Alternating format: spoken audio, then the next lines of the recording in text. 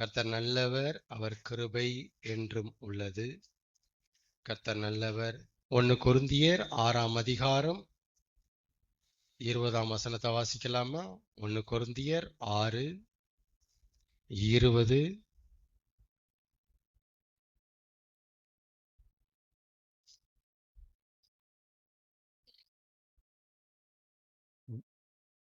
கிரயத்துக்கு வாங்கப்பட்டீர்களே,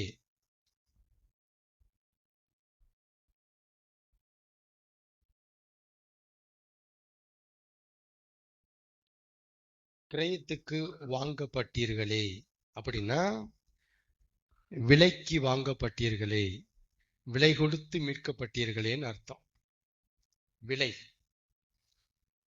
தேவன் நரகத்துல இருந்து நம்ம ஆத்துமா தப்ப அதுக்கு ஒரு ரேட்டு செலுத்தியிருக்கிறார், விலை கொடுத்திருக்கிறார். சொல்லுவாங்க இல்லையா, நிறைய பேர் பெரிய பெரிய வேர்ல்டுல சக்சஸ் ஆனவங்க சொல்லுவாங்க, இந்த இடத்துக்கு நான் வர்றதுக்கு நிறைய விலை கொடுத்துருக்கேன் பிரதர், நிறைய விலை கொடுத்துருக்கேன் சார் சொல்றாங்களா, இந்த இடத்துக்கு நான் வர்றதுக்கு இவ்வளவு நான் டாப் இடத்துக்கு வந்து நிக்கிறதுக்கு நிறைய நான் விலை கொடுத்துருக்கேன், என்னுடைய நேரத்தை கொடுத்துருக்கேன், என்னுடைய பணத்தை கொடுத்துருக்கிறேன், என்னுடைய கோபத்தை கொடுத்துருக்கிறேன், அவ்வளவு பொறுமை சொல்லியிருக்கிறாங்க இல்லையா. சேம் பேட்டர்ன்ல ஆண்டவர் நாம நரகத்துக்கு போக விடாம நம்மளை தப்ப வைக்கிறதுக்கு அவர் ஒரு விலை கொடுத்திருக்கிறார், ரேட்டு கொடுத்திருக்கிறார், கிரயம் செலுத்தியிருக்கிறார். கிரயம், அது விலை. என்ன, எதை விலையா செலுத்திருக்கிறாரு? சிலர் நேரத்தை செலுத்தியிருக்கிறாங்க, சிலர் தங்க குணத்தை செலுத்தியிருக்கிறாங்க. ஆனா தேவன் எதை செலுத்தியிருக்கிறார் நினைக்கிறீங்க?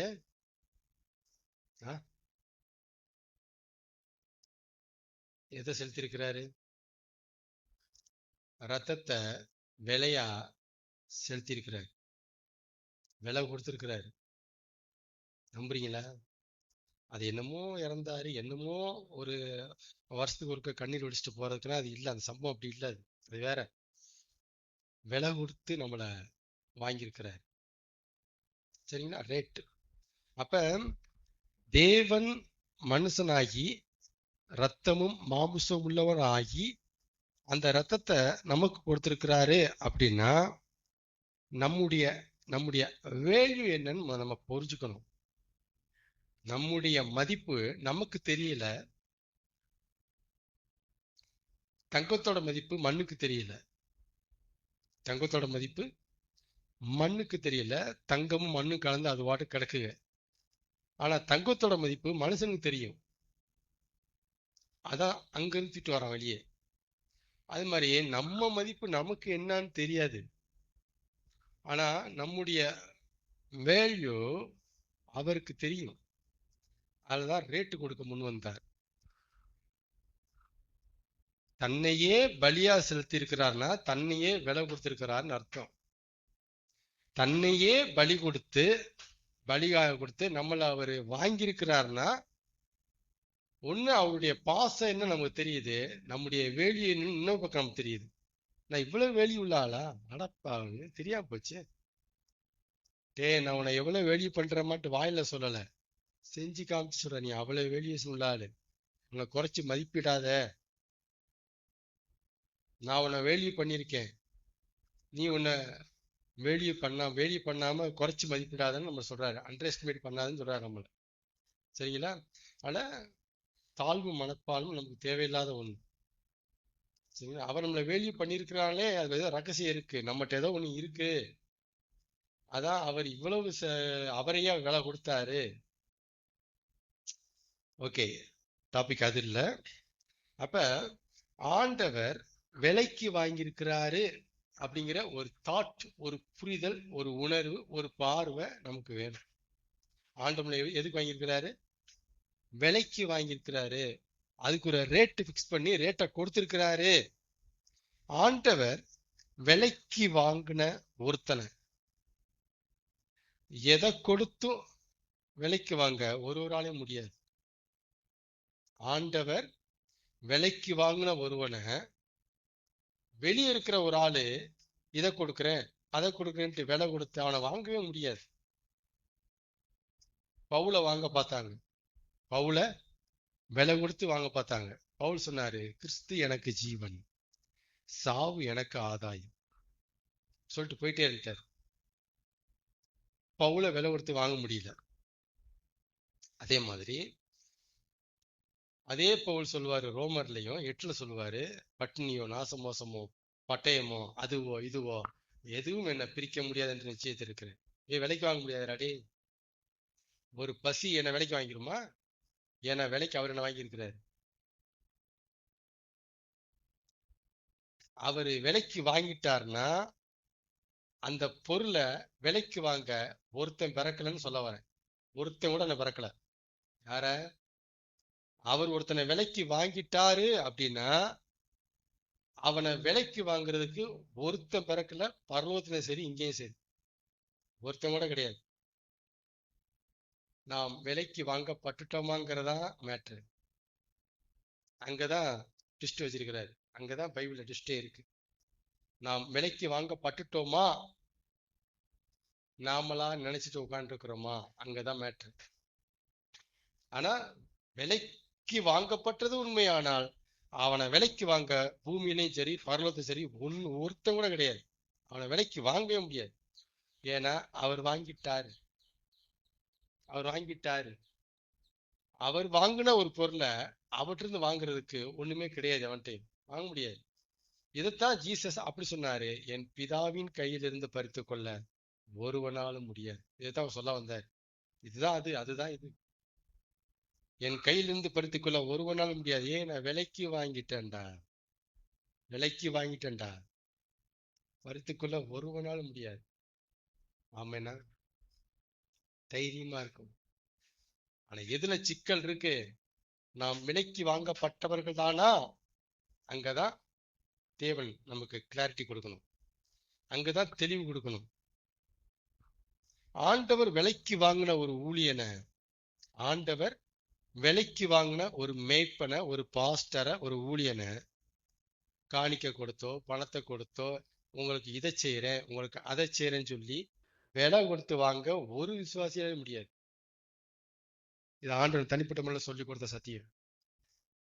ஆண்டவர் விலைக்கு வாங்கிட்ட ஒரு ஊழியனை விசுவாசிகள் எதை கொடுத்தும் விலைக்கு வாங்க முடியாது, விலை பேசவே முடியாது. அதுக்கெல்லாம் மசியவே மாட்டான். புரியுதுங்களா என்ன சொல்றேன்ட்டு? பணத்தை காட்டி எதை அவனுக்கு அது எதுவுமே தொடாது.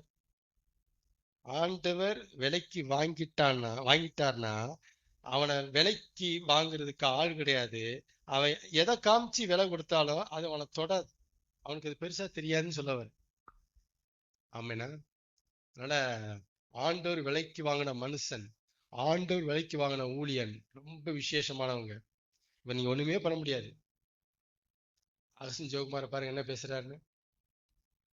எதுவுமே தொடாதுன்றாரு. பெர்க்மன்ஸை பாருங்க, தொடாது.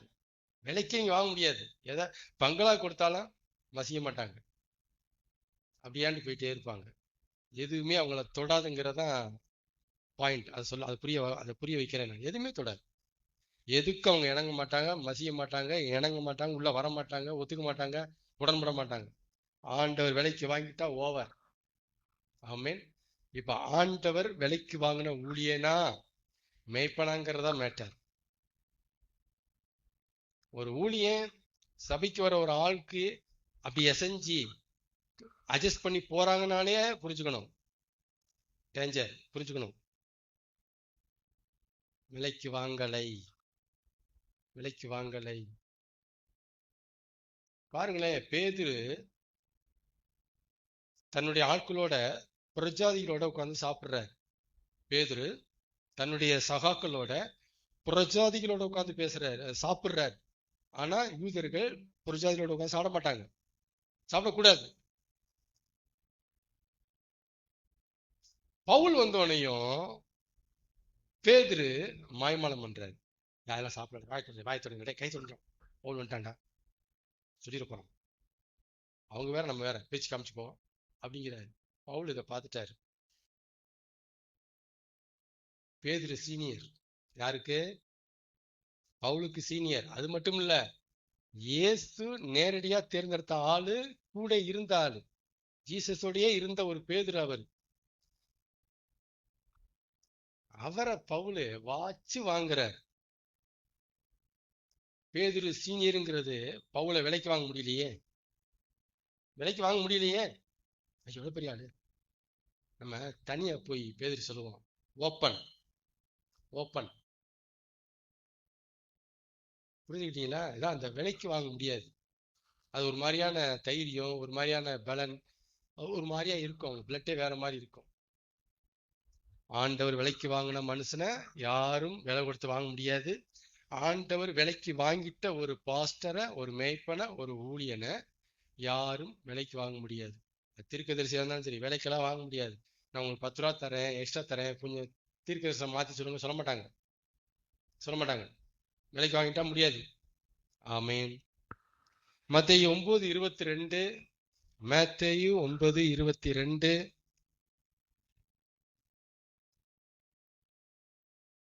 மத்தேயு எழுதின சுவிசேஷம் 9ஆம் அதிகாரம் 22ஆம் வசனத்தை வாசிக்கலாம். சின்ன சின்ன டிப்ஸ் டாபிக்ல போவோம் சீக்கிரம்.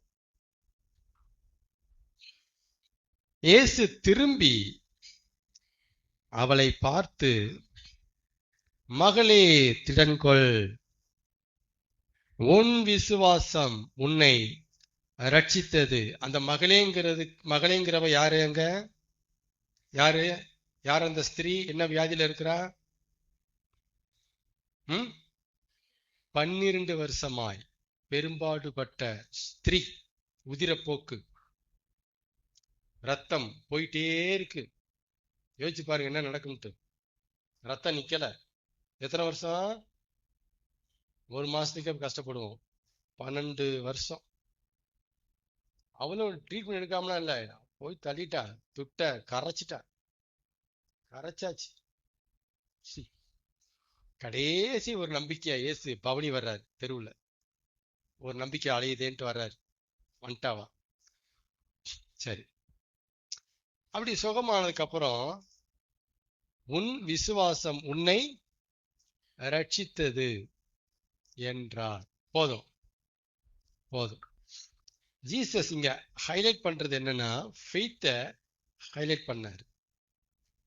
அதுதான் தூக்கி பிடிச்சு நம்மளுக்கு காமிச்சாரு. ஸ்திரியே, உன் விசுவாசம் உன்னை ரட்சித்தது. Not prayer. உன் விசுவாசம் உன்னை ரட்சித்தது. ஜெபமெல்லாம் பதிலாக மாறும். ஒரு பாட்டு இருக்கா? ஜெபமெல்லாம் பதிலா மாறும் அப்படின்னு ஜெபத்தை மனசுல வச்சு பெருசா நினைச்சு பதிலா மாறும். என் ஜெபத்துக்கு பதில் உண்டு, என் ஜெபத்துக்கு பதில் உண்டு. என் ஜெபமெல்லாம் ஒண்ணு கூட தரையில விடாது. என் ஜெபத்துக்கு பதில் கட்டாயம் உண்டு அப்படின்னு எக்கச்சக்கமானாலும் சொல்றவ சொல்லுவாங்க. தப்பு இல்ல, சொல்லுவாங்க. என் ஜெபமெல்லாம் பதிலாம். சிஸ்டர் பாருங்க சிஸ்டர், நான் பண்ணிருக்கிற ஜெபத்துக்கு பதில் கண்ணு மேல வரப்போகுது. என் ஜெபம் தரையில விழாது சிஸ்டர், ஜெபம் பதிலா மாறும். சரிங்களா? பட் என்னுடைய பர்சனல் எக்ஸ்பீரியன்ஸ், நான் எப்படி விசுவாசிக்கிறது அப்படின்னா, என் ஜெபமெல்லாம் பதிலா மாறுங்கிட்டு அதிகமா சொல்றது இல்லை. ஆனா என் விசுவாசம் எல்லாம் பதிலா மாறும். ஆமென். என் ஃபெய்த் ஒன்னோட தரையில விழாது. நான் என்ன விசுவாசிக்கிறேனோ அது தரையில விழாது. நான் என்ன பேசுறேனோ தரையில விழாது. எது நடக்கும்னு நான் விசுவாசிக்கிறேனோ தரையில விழாது. இப்படி சொல்ல முடியுமா நம்மளால? இந்த இடத்துக்கு வரணும். இயேசு அங்க பேசுறாரு, உன் விசுவாசம் உன்னை ரட்சித்தது. உன் விசுவாசம் வீணா போகல, பதில் வந்துருச்சுமாங்கிறாரு. அங்க விசுவாசத்துக்கு பதில் வந்திருக்கா? இந்த வசனத்தை அப்படி பார்க்கணும். விசுவாசத்துக்கு பதில் உண்டு, ஜெபத்துக்கு பதில் உண்டுங்கிறது அநேகர் அறிஞ்ச சத்தியம். என் விசுவாசத்துக்கு பதில் உண்டு. என் விசுவாசம் தரையில விழாது. வாக்கு சொல்லி இருக்கிறாரு, நிறைவேற்றுங்க. நான் கேட்க மாட்டேன். வாக்கு பலிக்கும்னா பலிக்கும், விசுவாசிப்பேன் நான். எனக்கு வாக்கு கொடுத்திருக்கிறாரு, நிறைவேற்றுங்கன்னா எனக்கு அது அசிங்கம், அவருக்கு அசிங்கம். வாக்கு கொடுத்திருக்கீங்க ஆண்டவரே, பலிக்கும். இது என் ஃபெய்த். பதிலா மாறும். விசுவாசிகளை ஜெபத்துக்கு பழக்கிட்டோம், விசுவாசிக்க பழக்க தவறிட்டோம். பெரிய வார்த்தையில பேசிட்டு இருக்கிறேன். விசுவாசிகளை ஜெபத்துக்கு அழைச்சிட்டோம், ஜெபத்துக்கு பழச்சிட்டோம், தப்பு இல்லை. ஆனா எதை விட்டுட்டோம்? விசுவாசிக்க பழக்கலை. அங்க பெரிய கோட்டை விட்டுருக்கோம். விசுவாசம் அவ்வளவு கீ. பேரு விசுவாசி, ஆனா பழக்கிறது வேற ஒண்ணு. இதான் தப்பா பண்ணிட்டுனால எல்லாமே குழப்பமா போயிட்டு இருக்கு. விசுவாசினா விசுவாசத்துக்கு பழக்கணும். ஆபிரகாம் ஜெப வீரனா விசுவாசத்தில் வல்லவனானா? விசுவாசத்தின் தகப்பன். ஜெபத்துக்கு தகப்பன் கிடையாது, விசுவாசத்துக்கு தகப்பன். ஆனா ஆபிரகாம் என்ன பண்ணாரு? ஜெபம் பண்ணாரு. ஆனா அவருக்கு பேர் என்ன பேரு? விசுவாசத்தின் தகப்பன். யோசிச்சு பாத்தீங்கன்னா அதெல்லாம் எப்படி பிரிக்கிறாரு பாருங்க. அதனால விசுவாசம், என் விசுவாசம் பதிலாய் மாறுங்கிறது என்னுடைய விசுவாசம். ஜெபம் பதிலா மாறுங்கிறது அனைவருடைய விசுவாசம், நம்பிக்கை. ஆனா என் விசுவாசம் பதிலா மாறும். என்ன ஒரு கெத்து, என்ன ஒரு தைரியம்! என் விசுவாசம் ஒண்ணு கூட தரையில விழாதுங்க. என் விசுவாசம் ஒண்ணு கூட பொய்யும் கிடையாதுங்க, எல்லாம் சத்தியங்க. நான் பேசுறதெல்லாம் என் விசுவாசம் தான் பேசுறேன், எதுவுமே பொய் கிடையாது, சத்தியம். நான் விசுவாசிக்கிறதெல்லாம் வாக்கதான் விசுவாசிக்கிறேன், எதுவுமே பொய் கிடையாது, நிஜமா போயிடும், நிஜமா நடக்கும், அப்படியே நடக்கும். இதான் நம்ம ஜெபத்துல வல்லவர்களாக துடிக்கிறோம், விசுவாசத்தில் வல்லவர்களாக துடிச்சோமா? ஃபெய்த்ல ஒரு பவர்ஃபுல் ஆளா மாறணுமா? அசைக்க முடியாத ஃபெய்த் நமக்குள்ள உருவாச்சா? ஆமேன். கர்த்தர் நல்லவர். இதெல்லாம் ஆண்டுகளை காலில் சொல்லிக் கொடுத்த சத்தியங்கள். கர்த்தர் நல்லவர். பிசாச அவனை கொஞ்சம் பேசிடுவோம், டச் பண்ணுவோம் அவனையும். பிசாச அழிக்க முடியாம ஆண்டவர் வச்சிருக்கிறார். Yes or no? நம்ம எதிரிய அழிக்க முடியாம ஆண்டவர் அவனை விட்டு வச்சிருக்கிறார். கரெக்டு தப்பு? தப்பா கரெக்டா? அழிக்க முடியல, அதனால வச்சிருக்கிறாரா? ஆமா தானே? அப்ப பிசாச அழிக்க முடியாம ஆண்டவர் வச்சிருந்தார்னா, ஒருவேளை அப்படி வச்சிருந்தார்னா அப்ப தேவனுடைய கட்டுப்பாட்டுல அவன் இல்லைன்னு அர்த்தம். ஏன்னா அழிக்க முடியல அவனாலதான். அப்ப பிசாச அழிக்க முடியாம தேவன் பிசாச விட்டு வச்சிருந்தாருன்னா அப்ப தேவனுடைய கட்டுப்பாட்டுல பிசாசு இல்லைங்கிறது வெட்ட வெளிச்சம். அவர் கட்டுப்பாட்டுல அவன் இல்லை, அழிக்க முடியல அவராலதான். கரெக்டா? ஆனா நீங்க என்ன சொல்றீங்க? இப்ப அழிக்க முடியாம பிசாச தேவன் வச்சிருக்கல. சரி, அழிக்க முடியும் தான். அழிக்க ஒத்துக்கிறீங்களா? அழிக்க முடியும் தான். இப்ப அழிக்க வேணாமேன்னு வச்சிருக்கிறார். கரெக்டா? இப்ப அழிக்க வேணாமே, இப்ப அழிக்க கூடாது அப்படின்னு விட்டு வச்சிருக்கிறாரு. இது கரெக்டா? அழிக்க முடியாம அழிக்க முடியல அப்படி வச்சிருக்கலங்க, அழிக்க முடியும் தாங்க. அப்புறம் எங்க அழிக்காம இருக்கிறாரு? இப்ப அழிக்க வேணாம்னு நினைச்சிருக்கிறாரு. இப்பங்கிறவள் ரொம்ப முக்கியம். இப்ப அழிக்க கூடாதுரா. அப்ப அழிக்க முடியாம அவனை வச்சிருந்தாருன்னா அவர் கட்டுப்பாட்டுல அவன் இல்ல.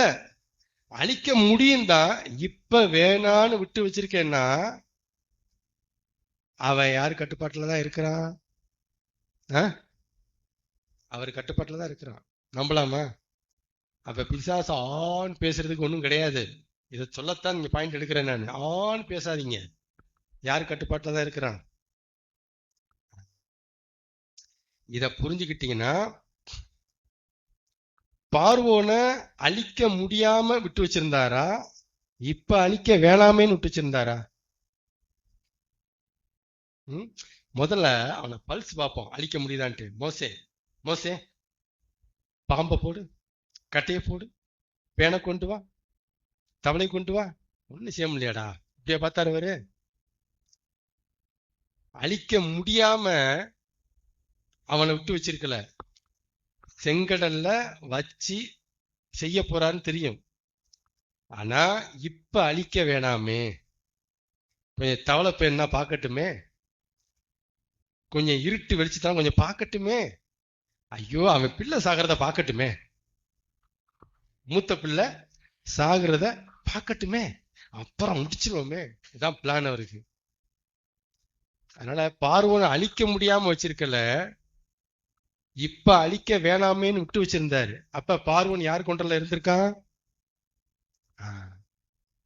இப்படிதான் நீ புரிஞ்சுக்கணும். பார்வோன் மாதிரி ஆட்கள் இங்கேயே சுத்துகிறார்கள்.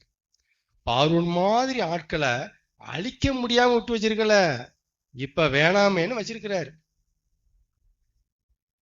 ஏன்?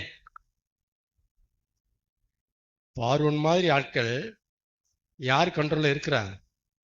அவர் கட்டுப்பாட்டுல தான் இருக்கிறாங்க. அப்புறம் என்னங்க போட்டு தள்ள வேண்டியதானாங்க? அப்புறம் அப்புறங்கிறார். அப்புறம் அப்புறம் அப்புறம் அப்புறம் என் ஜனங்களை ஆராதனைக்கு போக விட மாட்டேங்கிறாயா? சபைக்கு விட மாட்டேங்கிறாயா? பார்வோன் அப்புறம் அப்புறமா மேட்டர் முடிப்பார். அப்புறம் சரிங்களா? ஆனா இந்த மாதிரி ஆட்கள் இன்னமும் இருக்கிறாங்க, இன்னமும் இருக்கிறாங்க. ஆனா அவர் கட்டுப்பாட்டுல தான் இருக்கிறாங்கன்னு புரிஞ்சுக்கணும். உலகத்தில் நடக்கிற எல்லா அசம்பாவிதங்களும் இவரை மீறி நடக்கல, கர்த்தரை மீறி நடக்கல, கர்த்தருடைய கட்டுப்பாட்டுல தான் எல்லாமே இருக்கு. சுனாமியா இருக்கட்டும், சுனாமி வந்துச்சுடா தடுக்கலாம் பார்த்தா என்னால முடியாம போச்சுன்னா சொல்லுவாரு? அந்த 2 ட்ரெயினும் மோத பார்த்துச்சுடா, வந்தேன் பாரு முடியாம போச்சுடா, அப்படி சொல்லுவாரா? சொல்லுவாரா? எல்லா அசம்பாவிதமும் அவருடைய கட்டுப்பாட்டுல தான் இருக்கு. அவரை மீறி நடக்கல. நம்பலாமா? நாம எப்படி பழகிட்டோம் அப்படின்னா, பழைய ஏற்பாட்டு காலை இஸ்ரவேலர்கள் மாதிரி நம்ம பழகிட்டோம்.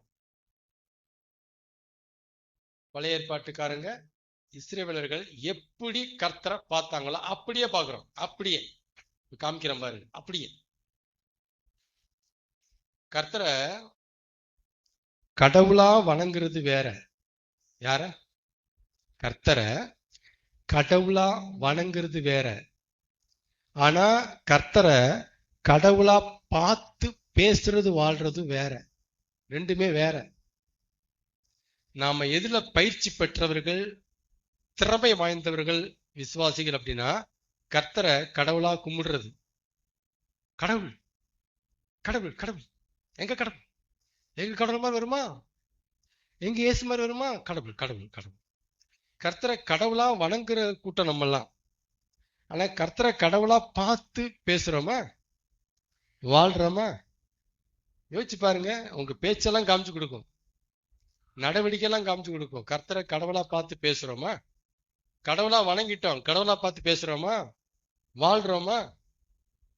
அங்கதான் சைவர் மார்க். இஸ்ரவேலர்கள் அங்கதான் சைவர் மார்க் வாங்கினாங்க. சங்கீதம் 78 எடுங்க. சங்கீதம் 78, சங்கீதம் 78, சீக்கிரம் முடிப்போம்.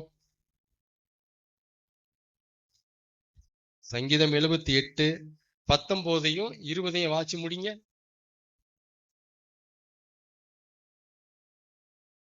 சங்கீதம் 78 19 20. இஸ்ரவேலர்கள் வனாந்தரத்துல தேவன் நடத்திட்டு வர்றாரு. எகிப்து தேசத்துல அடிமையா இருந்த அவங்கள அற்புதங்களை நடத்தி, நான் இருக்கண்டா உனக்கு ஆதரவான்ட்டு, நான் தாண்டா கடவுள்றா டே அப்படி எல்லாம் சொல்லி, பூமி கர்த்தருடையது, பார்வோன் கர்த்தர் கையில இருக்கிறான், உன்னை விடமாட்டேன் சொல்றான். அந்த பார்வோன் என் கைப்பிடில இருக்கிறாங்கிறத காமிக்கிறதுக்கு காமிச்சு, ஐயோ அவ்வளவு பண்ணி பின்னாடி துரத்தி வந்த பார்வோனை செங்கடலை பிரிச்சு அமுக்கி கொண்டு போட்டு, தடையா இருந்த செங்கடலை 2ஆ பிரிச்சு நடக்க விட்டு இத்தனை பண்ணாரு. யாரு? ஆண்டவர். ஆனா இஸ்ரவேலர்கள் எதுல குறை வைக்கல அப்படின்னா, அவரை கடவுளா வணங்குறதுல குறை வைக்கல. கடவுள் கடவுள் குறை வைக்கல. எதுல குறை வச்சிட்டாங்கன்னா அந்த வசந்த வாசிங்க. தேவன் வனாந்திரத்திலே எங்க கல்யாண விருந்த இத்தனை பேர் உட்கார வச்சு இலை சாப்பாடு கொடுக்க முடியுமாங்க? வனாந்திரங்க, வனாந்திரம். என்ன சரண பவன் இருக்கு, ஆரி பவன் இருக்கா, வசந்த பவன் இருக்கா, என்ன இருக்கீங்க? என்னங்க பருப்பு இல்ல, பயறு இல்ல, ஸ்டவ் இல்ல, அடுப்பு இல்ல, தீ இல்ல, பாத்திரம் என்னங்க, காய்கறி இல்ல, எப்படிங்க எப்படிங்க வரால முடியும்? போஜனத்தை ஆயத்தப்படுத்த குடும்பம் யாரை கேட்கிறாங்க? எந்த கடவுளும் பண்ணாத கடலை பிரிக்கிற விஷயத்த இந்த கடவுள் பண்ணாரு. அந்த கடவுளை பார்த்து இவங்க கேட்கறாங்க கேள்வி.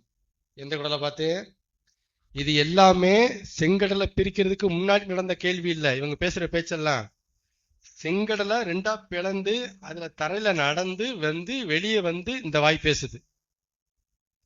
இந்த வாய் என்ன கேக்குதுன்னா, வனாந்திரத்தில் ஜனங்களுக்கு போஜனத்தை ஆயத்தப்படுத்த கூடுமோ? அப்புறம் அதோட விட்டா பரவாயில்ல, அடுத்த சொல்றாங்க பாருங்க. ஆ ஆ ஆ எப்பா எப்பா மோசே, அண்ட புழுகிய மோசே, எப்பா என்னப்பா நீ இப்படி போற அப்படி பண்ணிட்டு இருக்கிற? கடலை பிளந்தாரு, ஓகே ஓகே. தண்ணியும் கேட்டோம், உடனே கண்மணி அடிக்க சொன்னாரு, தண்ணி புறப்பட்டு வந்துச்சு, ஓகே. நீ இதெல்லாம் வச்சுட்டு ஒண்ணு சொல்ற பத்தியா, இத்தனை பேருக்கு சாப்பாடுன்னு என்ன பேசுற? அது சும்மா இருக்காம இறைச்சி முருங்கை எடுக்கிறதே பெரிய விஷயம். நீ என்ன கறி பத்தி பேசிட்டு இருக்கிற? கத்திரிக்காவே பெரிய விஷயம்யா, நீ கறியை பத்தி பேசிட்டு இருக்கிற? மோசே ஓவர், அடக்கி பேசு. விசுவாசத்துக்கு ஒரு எல்லை இருக்கு, நீ ஓவரா விசுவாசிக்கிற. யார் பேசுன அதெல்லாமே? கண்ணால பார்த்தவங்க. எகிப்து தேசத்துல அற்புதத்தை கண்ணால பார்த்தாங்க. இந்த பக்கம் வெளிச்சம், அந்த பக்கம் இருட்டு, கண்ணால பார்த்தவங்க. இவங்களுடைய மிருக ஜீவன் சாகல, அவங்க மிருக செத்து போய் கிடக்கு எகிப்துலாம், கண்ணால பார்த்தவங்க. இங்க இடி கல்லு மழை பெஞ்சு நாசமாகுது, இங்க சூப்பரா இருக்கு, கண்ணால பார்த்தவங்க. எந்த வாயி விடமாட்டேன் விடமாட்டேன்ட்டு ரொம்ப அகங்காரமா பேசோ, அதே வாயி போயிருங்க என்னைய ஆசீர்வதிங்கன்ட்டு பார்வன்னு சொன்னான். கண்ணால காதால பார்த்த வாய் இதெல்லாம். அவ்வளவு மகிமையா தூக்கிட்டு வெளியே வந்தாரு, சக்கு தூக்கிட்டு வந்தாரு. நேராத்தான் கர்த்தரை பார்க்கல, ஆனா நேரா கர்த்தர் பார்த்தா எப்படி நடத்துவாரோ அப்படியே செஞ்சாரு அவங்களோட. நேரா அவங்கள நேரா வர பார்க்கலதான் குறை, கூட இருந்தா என்னவோ அப்படியே செஞ்சாரு, எல்லாம் செஞ்சு கொடுத்தாரு. இங்கிட்டு வந்தா செங்கடல் பிரிச்சு சூப்பரா கொண்டு வந்தாரு, இங்கிட்டு கொண்டு போறாரு. எகிப்து பார்வனை பின்பக்கமா அழிச்சிட்டு வராரு, இதையும் பாக்குறாங்க. எல்லாம் பார்த்த ஜனங்க. தண்ணினோடனே கண்மல தண்ணி எல்லாம் பார்த்தாச்சு. அந்த வாய் தான் இப்ப பேசுது. சாப்பிட கூட எப்படி முடியும்? எப்படா முடியும் நமாஸ்? டே எப்படா சாப்பாடு சொன்னா ஏத்துக்குவேன், சொன்ன பாரு நான்வெஜ்னு. ஒழுங்கா இருந்துக்கோ, பொறுமைக்கு எல்லாம் இருக்கு. நாக்கு ஊறிட்டு இருக்கடா, நான்வெஜ் பேசாத நீ, ஏமாத்தாத. அப்ப என்ன அர்த்தம்? அந்த வசனம் எழுதியிருக்கு, அவர்கள் இஸ்ரவேலின் தேவனை மட்டுப்படுத்தினார்கள். என்ன பண்ணாங்க? ஏன்? என்ன அர்த்தம்? கடவுள் கும்பிட்டாங்க, ஆனா கர்த்தரை கடவுளா பார்த்தாங்களா? கடவுளா பார்த்தாங்களா? பார்த்தாங்களா? இவர் கடவுளும் காமிச்சிட்டாரு, நிறைய செஞ்சு காமிச்சிட்டாரு, நான் கடவுள்றான் காமிச்சிட்டாரு. அதை வச்சு ஆமா சாமி நாங்க. ஆனா சம்பவம், சூழ்நிலை, பிரச்சனை, தேவைன்னு வரும்போது கடவுளை பார்க்க தவறிட்டாங்க. என்ன சொல்ல புரியுதுங்களா? ஆண்டு ரொம்ப ஆழமா சொல்லி கொடுத்த பாடல் இன்னமும் நெஞ்சில நிக்குது. அப்படி சொல்லி கொடுத்த ஆரம்பிச்ச இப்ப இல்ல. கடவுளா பார்க்க தவிர கர்த்தரை கடவுளா பார்த்துட்டோம். கர்த்தரை கடவுளா பார்த்து பேசணுமா? வாழ்றோமா? உனக்கு ஒரு வாக்கு தருவேண்டா சொல்லிக்கண்டா அப்படின்னா அது எப்படி எப்படி அப்படின்னு நடக்கிற மாதிரி இல்லையே. டேய் தரேன்னு சொல்லிட்டா தருவேன் நம்பு, அதான் உன் வேலை. நீ கடவுளா பாக்குறியா எப்படி பாக்குற நீயே? இந்த கேள்வி கேட்பாரு. கடவுளா பார்த்து பேசுறது வேற, வாழ்றது வேற. கடவுளா கும்பிடுறது வேற. நாம கடவுளா கும்பிட அழைக்கப்படல. அதுக்கு மட்டும் கிடையாது, நம்ம அடுத்த ரகத்துக்கு போக பாக்குறாரு. கடவுளா பார்த்து பேசுங்கடா டேய். டேய் எனக்கு கடவுளா பார்த்து வாழுங்கடா. ஏன்டா ஏன்டா அசிங்கப்படுத்துங்கடா டேய். உங்களை எல்லாம் எகிப்துல இருந்து கூட்டு வந்தேன் பாரு. உங்களை அங்கேயே சாகடிக்கண்டா. உங்களை எல்லாம் அங்கேயே சாகடிக்கணும். கூட்டு வந்தேன் பாரு. அந்த வாய் தான் இங்க பேசுது. இந்த வாய் அப்படி பேசுது. ஆமே. இஸ்ரவேலர்கள் வாழ்ந்த மாதிரி நாம் வாழாமல் இருக்கிறத எழுதி கொடுத்தாரு. அவங்க பண்ண தப்ப நீ பண்ணாத, அதுதான் பைபிள். அவங்களே பண்ணியிருக்கிறாங்க. அற்புதத்தை பார்த்த அவங்களே பண்ணியிருக்கிறாங்க. ஒரு அற்புதத்தையும் பார்க்காத நான் பண்ண மாட்டேன்னா இந்த இந்த சேட்டெல்லாம் பண்ணக்கூடாது. இது இது இப்படி பேசுறது நான் பைபிள் தரேன்ட்டாரு. இதுக்கு இல்ல, அவங்க பண்ண தப்ப நீ பண்ணாத, அதுதான் பைபிள் எழுதி கொடுத்தேன். ஆமே.